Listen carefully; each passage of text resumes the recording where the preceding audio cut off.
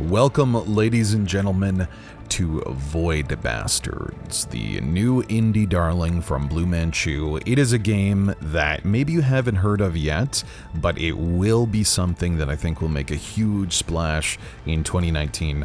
The indie studio has sent out their keys, let a lot of people play it, and I am completely addicted with this roguelite, real comic book-esque take at a video game. It's short, it's difficult, it's addictive, it's really everything I want in a game. It's available right now, actually, for PC and Xbox. It just came out. I'm about, I think about 5 hours in to this particular playthrough, and I just wanted to take a little bit of a guided tour to give you an example of what this game really has to offer. So you will be playing as one of these SOBs. Yes, indeed. You are playing as the clients, as it were, the prisoners of a particular interstellar penal colony, and you were attacked. The Ark was attacked, and robots now are asking you to fix the Ark, and by asking, I mean demanding, or your sentence will be replicated,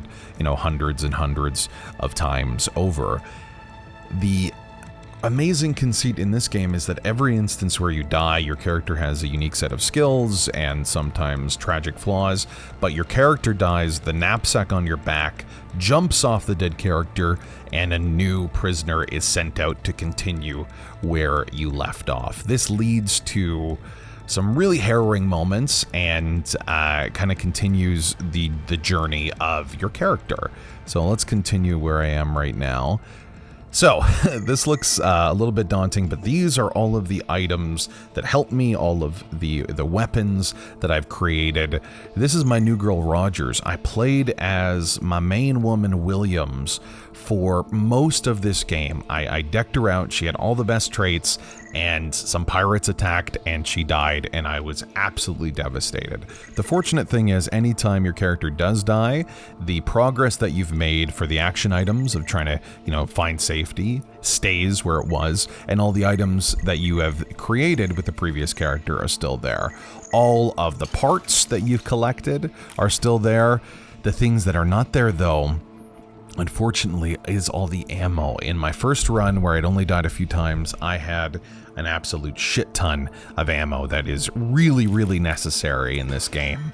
And yeah, unfortunately, that was gone. So you really do have to make some choices. It doesn't completely destroy the game, but it does make it quite a harrowing sort of choice you need to make if you want to continue. Are you going to push yourself a little bit further? Yeah, so here is the star map. I'm currently trying to find some cooling pods to fix the HR computer. As you're traveling through this map, you get deeper and deeper into the nebula. I'm on Nebula 4 depth. As you get deeper, the citizens, the patients, the creatures that are on all of these decrepit ships are unfortunately more and more difficult. You navigate this map through fuel and food. Each jump requires, I don't know if you can see it here, at least one thing of fuel and one thing of food. Every time you eat something, you gain health. That is the only way, except for in the particular ships that you land, that you're able to increase your health. So it is really essential that you monitor what you're doing. There's warp keys that allow you to go all across the map here to get to places to avoid these little monsters. There's pirates that try to attack you. You can get torpedoes to stop them. Yeah, so now I'm trying to get a rad shield because I'm hoping... What's the item here? I forget exactly which one, but one of these advancements to the bombs was absolutely necessary to really attack this upcoming baddie. So I'm desperately trying to do this. These different people that we'd be killing, these are floating heads, so I like to have a machine gun with them. The janitors are pretty normal and the juvies are pretty normal. So I think this will be a pretty good... How much food did I have? Yeah, I'll rest one more. I think it'll be a... Oh, cool. What is this? I gained Deadeye. Interesting. So this is something else that happens. There's these anomalies in the world that genetically change the traits that you have. So let's see what that changed to. Oh, so I changed from being unlucky to having excellent aim. So that's pretty fucking dope. If I stay here again, will it just keep changing? I wonder. Okay, I am gonna dock. Ooh, see, I used to have 2,000 ammo for this bad boy, but unfortunately I don't. Okay, so what I'm gonna do here, we have these baddies to kill. I don't have a lot of staples. It's only a couple shots. Gotta take the kitty, the distractible kitty that blows people up as they're following her. I want to go with the banger bombs and... Oh, Jesus, I'm going with a regular pistol. So this is going to be a little bit annoying. Maybe I should even go with that one. Yeah, no, I'm going with the cluster flak. Okay, so I will give you an example of what this game is like. Here we go. So this is the basic layout of almost every sort of area in the game. I have to restore power before I can activate or access any of the items that are hidden within. The power is in this particular area. What you normally want to do when you're playing this particular game is to go to the helm first. It gives you all the loot locations and the enemy locations. I have found myself repeatedly having to look at the map and make sure I was on track. So here is the beautiful cell-shaded mix of... Oh, shit. Motherfucking... They give you little... visual cues. Ah, shit. They're 2D animated in a 3D world. Again, I'm not a designer, but it creates a visual style that I think is... Oh, shit.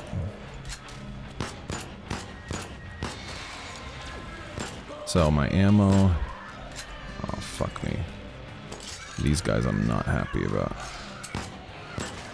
Don't want to use all of those, but also the enemies will eventually, keep spawning in the different rifts that are here. Don't normally do this of actually playing and describing the game, but this is a game that I think the mechanics are deeply important.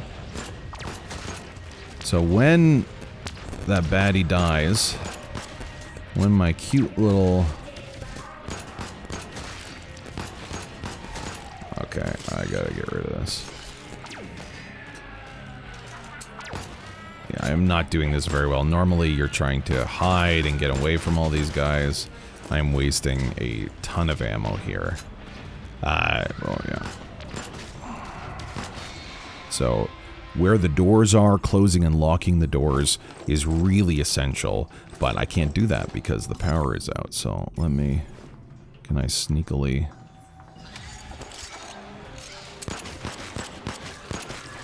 Okay, so I'm just gonna... This would be when the different weapons could be really effective in killing those sorts of creatures. You, of course, only have 3 available here. The one advantage of having the mission without power is that all of the security systems don't activate. So power is back on. Let me at least loot some stuff. Food and fuel is what you're normally trying to look for, just to ensure that you can survive the jumps that are ahead of you. It becomes more and more important later. What the fuck? Okay, so that's not up there. So, I've taken out a lot of enemies. It'll probably take a little while until they respawn. Oh, look at that. I found the rad shield. So, I have the option now just to leave, but I normally like to take an opportunity to really find everything this map has to offer. All of the items become essential in creating... let's not. So, I'm locking that door just in case they decide to come that way again. Yeah, so these items become essential... No, don't have any of that junk, don't have any of that junk. Don't have any of that junk, yeah. They become essential for creating the different items. Okay, let's try this. Yeah, so this is an example of a rift where baddies continue to spawn. This is a security station. Looks like I actually pretty effectively dealt with everything. Ah, okay, so when you spend authorization points, you're able to shut down different security systems, activate different things. This randomly generated map had it that I didn't have to spend any points, so that's a big boon. Makes it a lot easier. Oh, Jesus. Oh, shit. Okay, so the step at the door is the automatopoeia to tell me that something is here. Yeah, those guys aren't too hard. It's just every shred of health matters, you know? It's so vitally important because it is a survival game. Okay, so let's see. Now I get to see the items. I turned off security, so the bots and the cameras are off. There's still some more loot to get, and I really do want that fuel. Fortunately, the gun points are gone, which are really difficult turrets that can kick my ass. And yeah, I'm just going to continuously sweep through.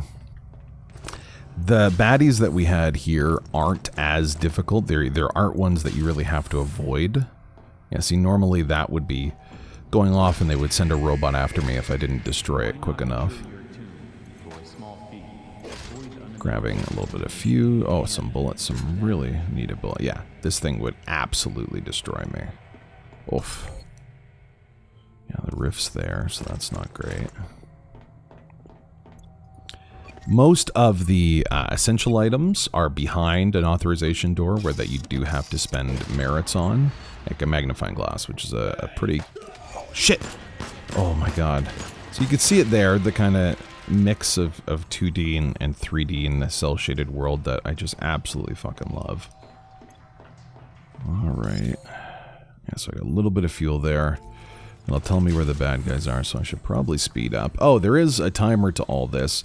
Haven't really had that be a big problem so far. If you look at the, I can't point to it, the top area of the map, of the mini map, there is a measure of your H2O level. So if you really do lily-dally, you can, oh shit, you can be die in these things. And if you do die, like I said, your character will go back to that mini-map with all of the items that you had before, but not all of the ammo or all of the fuel or the food. So hopefully this is giving you sort of a prime example, fuel that we need, of what this game has to offer.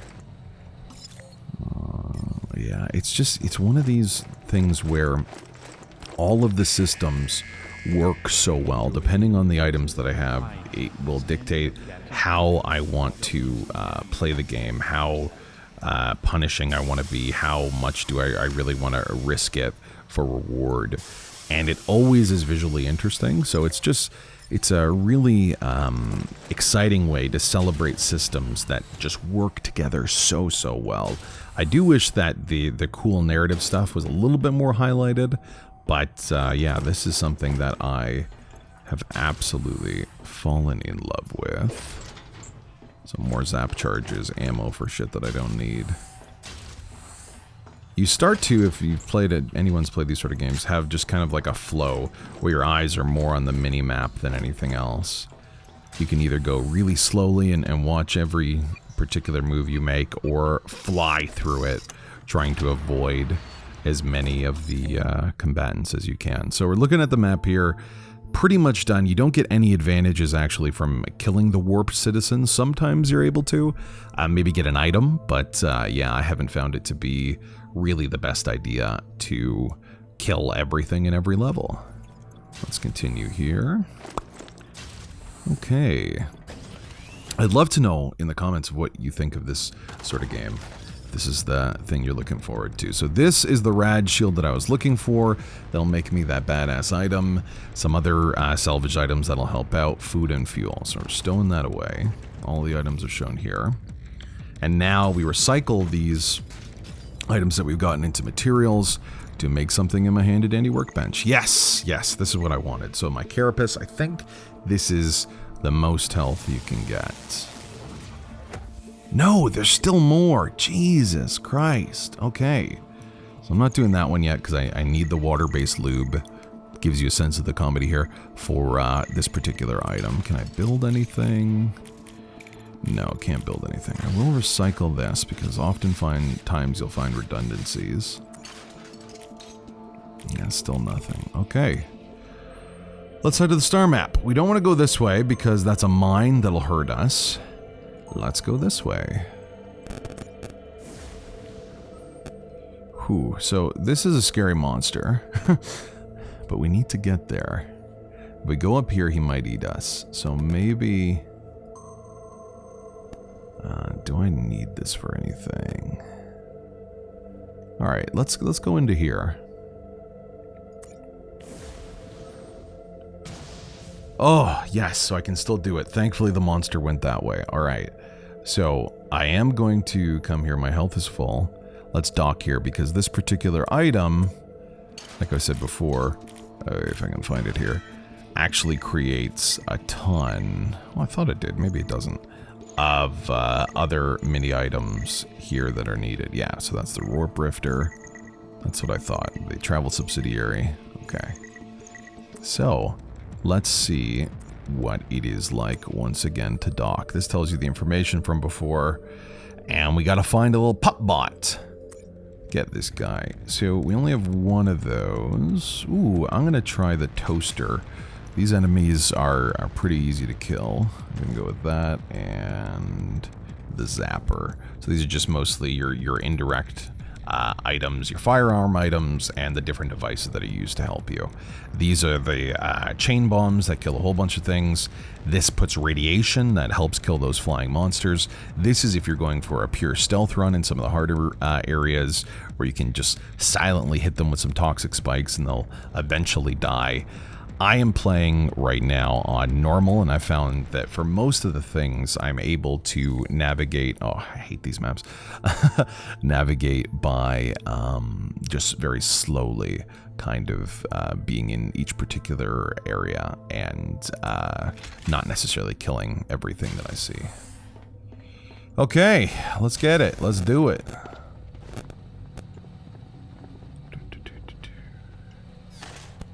Let's see if this works. So this is a not as good bomb as the other one. Okay, he sees me, he sees me.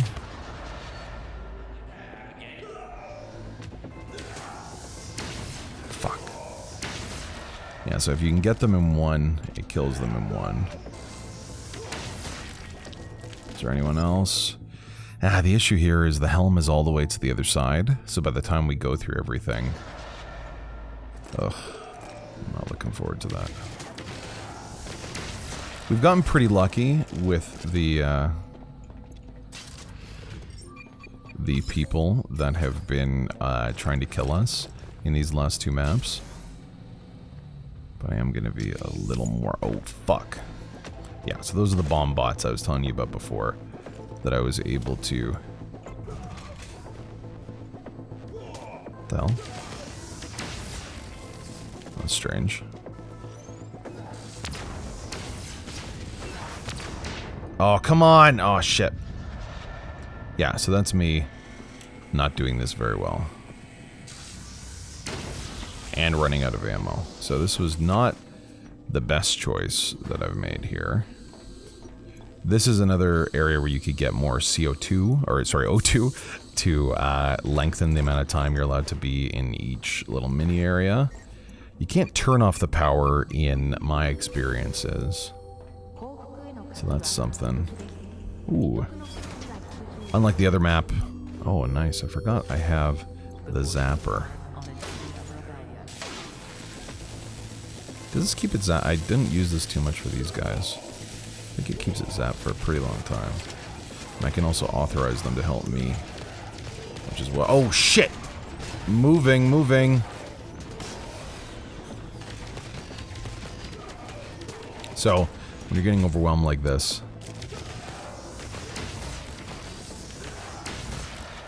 Can be... very easy just to run behind a door and close it. Yeah, see? It was this... Oh. So, when I first started, I think you have something like 200. Oh. Oh shit, there are way too many people in here. Way too many people. I feel like this was intended. Oh shit, shit, shit, shit, shit. So here we go. Continuing here. Need to cut that out. Trying my very best here. Yeah, so sometimes you won't actually have enough merits to unlock the item, which can be a little annoying because most of the time that'll have an excellent item in it. Yes, warp key. Those are very hard to find, so I'm happy. Oh, nice. That I was able to get that. Okay, I am... Oh, I forgot. I'm also in an oil spill. There are environmental effects that'll cause you to effectively change the way that you walk around the world.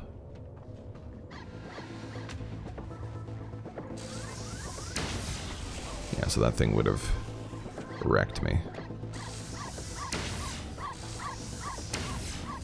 Good thing I'm such a good shot. There's not a melee attack either, which is a shame. Oh, idiot. No, it doesn't hurt him enough. So this will, I believe, have the item that I'm looking for, yeah. So now I can pretty effectively get out of here if need be. So security is shut down. This time it has a timer. Shit.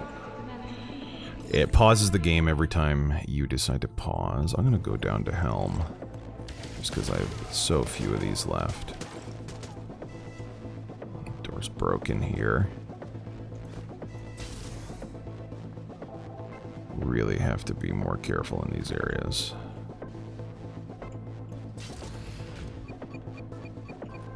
When an enemy is behind you, I found that the locking features of the doors are much, much slower. I think it's intentional, kind of a balancing thing.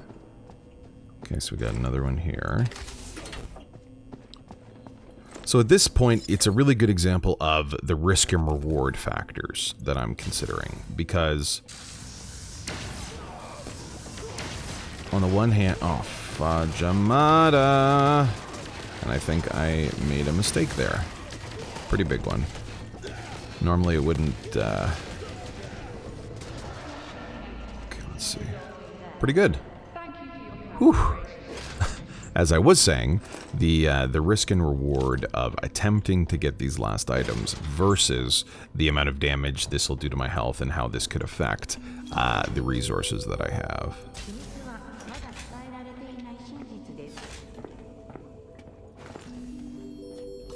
I still want to get into there. Just see if there's anything really big that I missed. Yeah, so I'm done with that. This is another thing that you can do. You can drink a tea that gives you triple damage for a short period of time, so I do enjoy that. Okay, let's see here. Oh, just for basically nothing. Oh, man. Yeah, so I think that was a mistake by me. I don't think I should have attempted to do this. I think I should have just left because I think I lost about 100 health and gained maybe a couple items. So yeah, we got some key items here and a warp key that'll make transferring through this world a whole lot easier. And hopefully I'll be able to make something and then leave you, because I do think this gives you... Oh yeah, so another travel subsidiary. This helps me every time I die. Excellent, okay. Any items? No, no, no. So there you have it. If you have any other questions or want to know more about this incredible new little indie, if you think it might work for you, please leave a comment. I'm eager to hear. I'm Andy Borkowski for VGS.